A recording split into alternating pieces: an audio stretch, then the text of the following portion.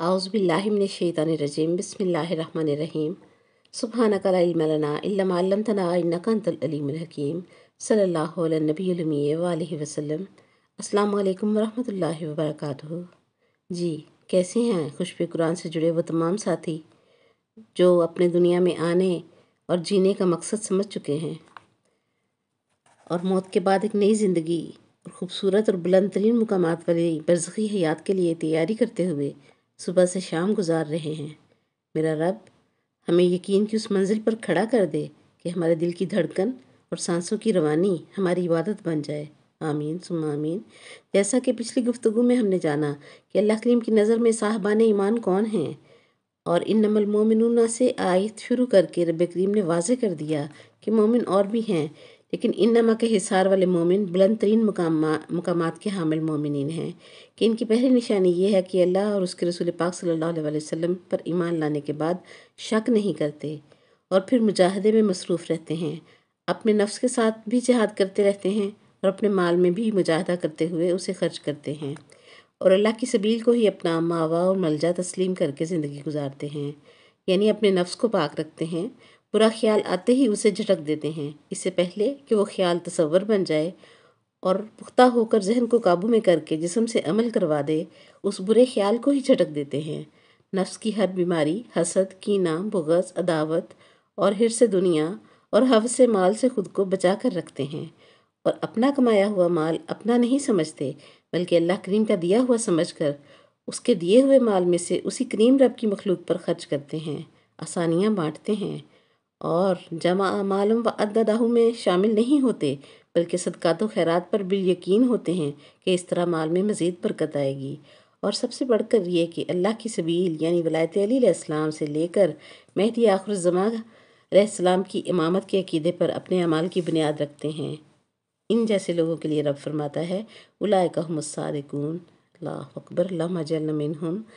آج کی گفتگو میں ہم سورہ کہف کی آخری آیت پر فکر قرآنی حاصل کریں گے، جس کو بدعقیدہ ملا نے اپنے مدارس میں گمراہی پھیلانے کے لیے ایک مؤثر ہتھیار کے طور پر استعمال کیا ہے، اور اس گروہ کے کسی بھی فرد نے اس آیت کریمہ پر طبع آزمائی میں کمی نہیں کی ہے، اور اس کا متن اور باطن جانے بغیر اس آیت کریمہ کو وسیلہ بنا کر بڑے دھڑلے سے گمراہی تقسیم کی ہے۔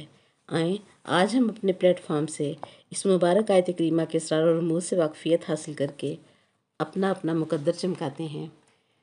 رب العزت قرآن میں سورہ کہف میں ارشاد فرماتا ہے قل انما انا بشر مثلکم یوحی الی انما الہکم الہ واحد۔ سبحان اللہ۔ فرمایا کہہ دیجئے، کل اے میرے محبوب صلی اللہ علیہ وسلم آپ کہہ دیجئے سوائے اس کے کچھ نہیں کہ میں مثل بشر ہوں، انما انا بشر مثلکم یوحی الی مجھے وحی کی گئی ہے، انما الہکم الہ واحد اور تمہارا اللہ وہی ہے جو واحد ہے۔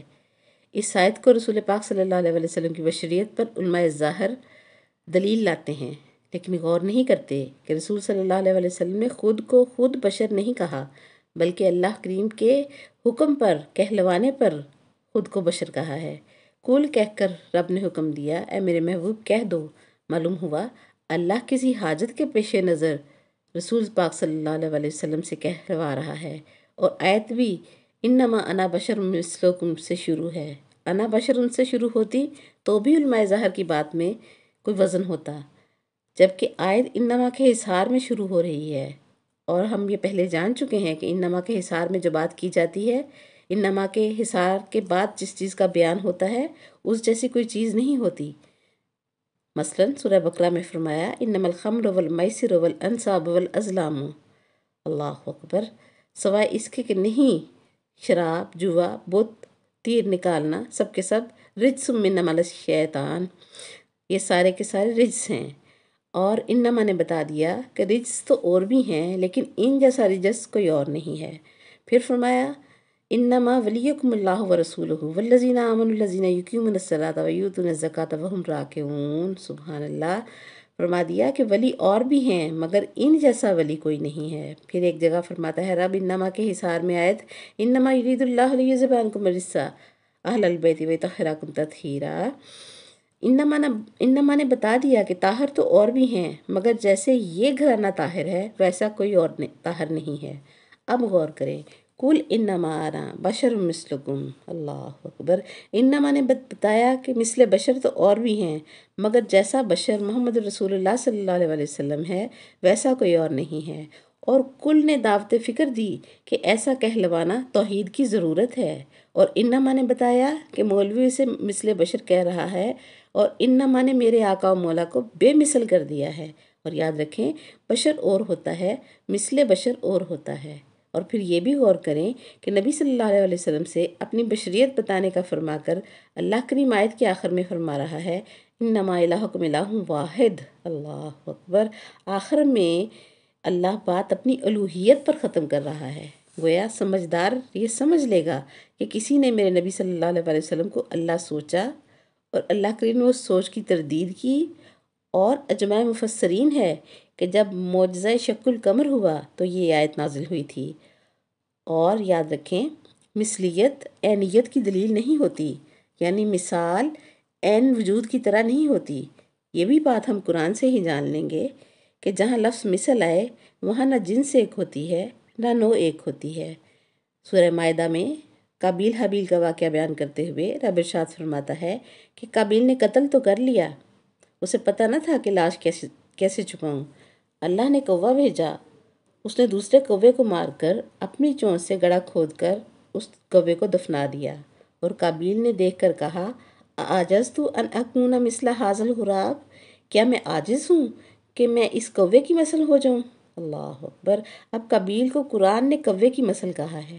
اسی طرح حالانکہ وہ قابیل انسان ہے اور کوہ جانور ہے، لیکن قرآن جو ہے وہ قابیل کو کوے کی مثل کہہ رہا ہے۔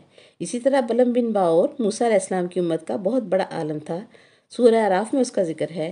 رب فرماتا ہے فَمَثَلُهُ كَمَثَلِ الْكَلْبِ، یہ بلم باور کتے کی مثل ہے، نہ اس کی دم تھی، نہ وہ گوشت کھاتا تھا، نہ بلم بن باور جو ہے وہ بھونکتا تھا۔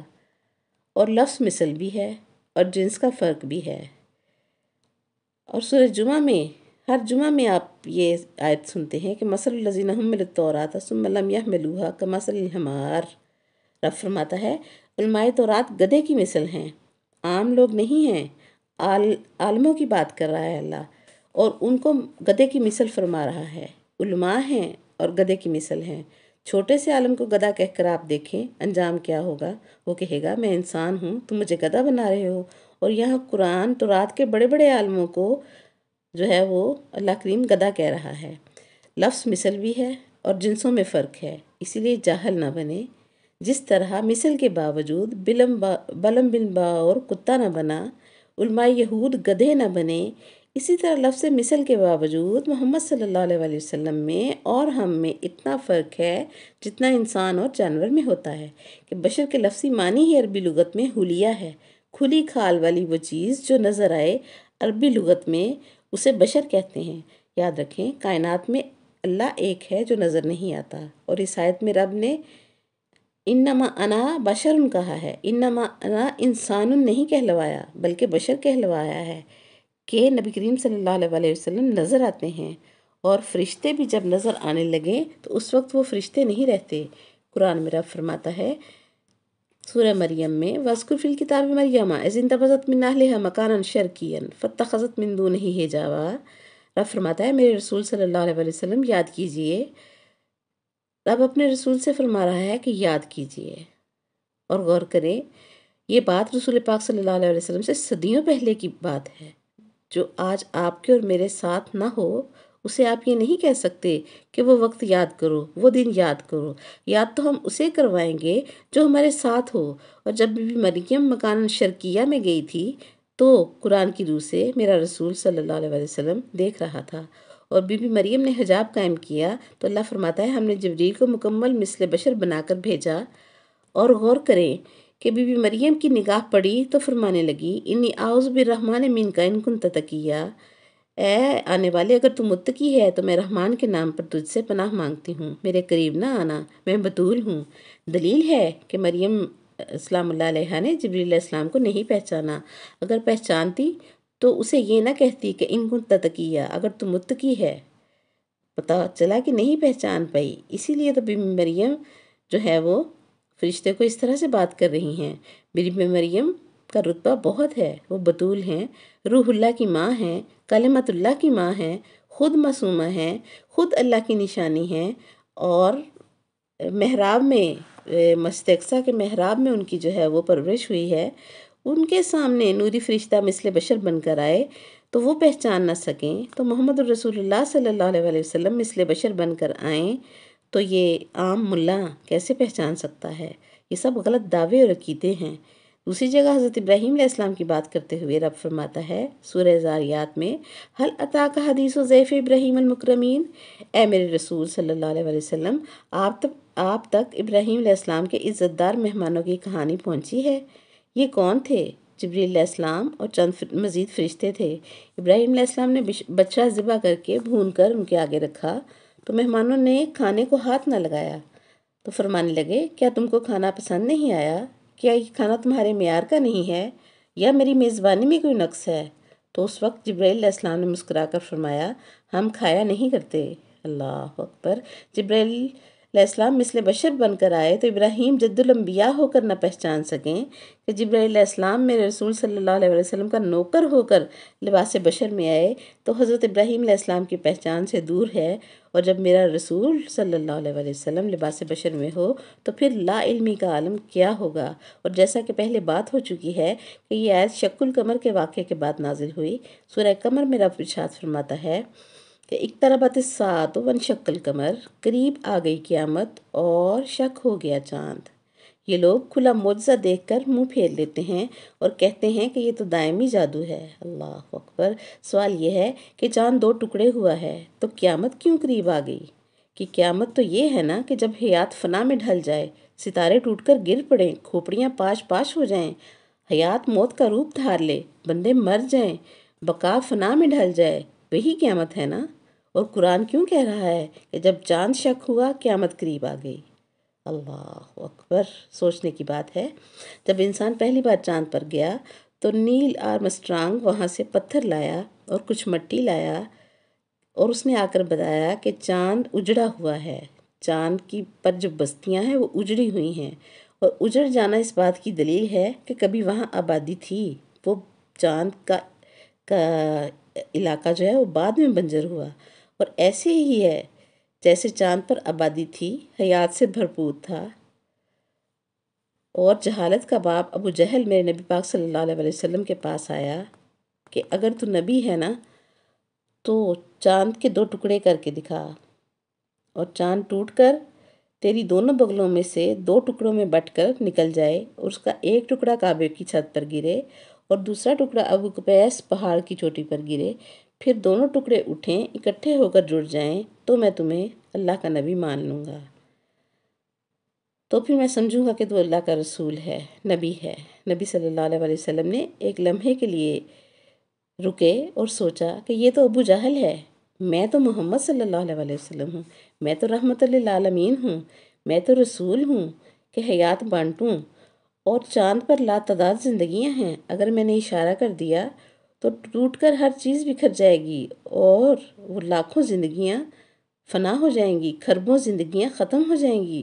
رسول صلی اللہ علیہ وسلم یہ سوچ کر رکے تو ابو جہل نے تالی پیٹنا شروع کر دی، اور گھر میں بی بی خدیجہ الکبریٰ سلام اللہ علیہ نے اس تالی پیٹنے کی آواز سنی تو ان کے منہ سے بے ساختہ نکلا، ہائے رسوائی! صادق اور امین اللہ کے رسول کو جھٹلایا جا رہا ہے، اور ادھر ابو جہل جو ہے وہ نبی پاک صلی اللہ علیہ وسلم کی ہنسی اڑا رہا تھا اور تالیاں پیٹ رہا تھا کہ دیکھ لو لوگو، اس کا جادو زمین پر چلتا ہے، اس کا جادو آسمان پر بے اثر ہو گیا ہے، رب سے یہ برداشت نہ ہوا۔ بی خدیجہ الکبریٰ سلام اللہ علیہ کی بے قراری بھی اور نبی کریم صلی اللہ علیہ وسلم کا ہنسی اڑانا بھی رب سے برداشت نہ ہوا، اور اللہ کریم نے حکم دیا جبریل علیہ السلام کو کہ جاؤ میرے محبوب صلی اللہ علیہ وسلم سے کہہ دو کہ اے میرے محبوب، تو چاند پر زندگی کو سوچ رہا ہے، میں نے تو کائنات تیرے لیے بنائی ہے اور تجھے میں نے اپنے لیے بنایا ہے، اور میرا علی تیرا صدقہ بن کر سو سکتا ہے، تو چاند پر زندگی کی کیا اوقات ہے؟ اٹھا دے اپنی انگلی، اشارہ فرما دے، ایسی کروڑوں کائناتیں تیرا صدقہ کر کے میں پھینک سکتا ہوں، میں تیرا محب ہوں، تو میرا محبوب ہے، اور یہ اوباش تیرا مذاق اڑائیں، ایسا نہیں ہو سکتا، یہ مجھ سے نہیں دیکھا جائے گا۔ چاند پر زندگی فنا ہوتی ہے ہونے دو، آپ اشارہ کر دو اور انگلی اٹھا دو۔ ساتھ ہی آیت نازل ہوئی، اقتربت الساعہ وانشق القمر، قیامت قریب آ گئی اور چاند شک ہو گیا۔ اب غور کریں، چاند ٹوٹا میرے سرکار دو عالم صلی اللہ علیہ وسلم کی بغلوں سے گزر کر ابو جہل کی شرط پر پورا اترتا ہوا کعبے کی چھت پر آدھا گرا اور آدھا ابو قبیس پہاڑ کی چوٹی پر گرا۔ پھر سب لوگ دیکھ رہے تھے۔ کچھ لوگوں نے سوچا زمین سے کتنا گنا بڑا چاند ہے، اتنا سکڑ گیا کہ نبی پاک صلی اللہ علیہ وسلم کی بغلوں میں سے گزر گیا۔ اللہ اکبر! بہت سے لوگ مجمع میں ہوتے ہیں، مختلف سوچوں والے۔ عیسیٰ علیہ السلام کی ماں پر انگلی اٹھانے والوں میں ایسے بھی تھے جو عیسیٰ علیہ السلام کو اللہ مان گئے تھے کہ یہ ایک دن کا بچہ جو ہے یہ باتیں کیسے کر رہا ہے۔ یہاں بھی لوگوں نے دیکھا کہ نبی کریم صلی اللہ علیہ وسلم نے شق قمر کا معجزہ دکھا دیا ہے تو ماننے لگے کہ سارے ابو جہل مزاج کے تو نہیں تھے نا۔ انہوں نے سوچا یہ ہم جیسا نہیں ہے، ہم تو ایسا نہیں کر سکتے، ہم انگلی دکھائیں تو اتنا بڑا کام نہیں ہو سکتا، یہ اللہ ہے، ہو نہ ہو یہ اللہ ہے۔ اتنا بڑا چاند اپنی بغلوں میں لے لیا ہے اس نے۔ اس وقت یہ آیت نازل ہوئی، قل انما انا بشر مثلکم یوحی الی انما الہکم الہ واحد۔ اللہ اکبر، سبحان اللہ۔ اور نبی پاک صلی اللہ علیہ وسلم نے لوگوں کو بتا دیا بحکم الہی کہ میں مثل بشر ہوں اور معبود وہ ہے جو واحد ہے۔ یہاں نبی صلی اللہ علیہ وسلم نے توحید بجائی اللہ کریم کی، اور بدعقیدہ ملا اسی آیت کو لے کر نبی پاک صلی اللہ علیہ وسلم کو اپنے جیسا کہتا ہے۔ الیاذ باللہ، خدا را ایسے لوگوں سے بچیں، ایسی بدعقیدگی سے بچیں اور مقام رسالت مآب صلی اللہ علیہ وسلم کو سمجھیں اور اہل بیت علیہم السلام کا مقام سمجھیں اور ولایت علی علیہ السلام کو اپنے عقیدہ و عمل کا حصہ بنا کر جئیں۔ آج کے لیے اتنا ہی۔ وآخر دعوانا الحمدللہ رب العالمین۔ سبحانک اللہم و بحمدک ونشہد ان لا الہ الا انت نستغفرک ونتوب الیک۔ السلام علیکم ورحمۃ اللہ وبرکاتہ۔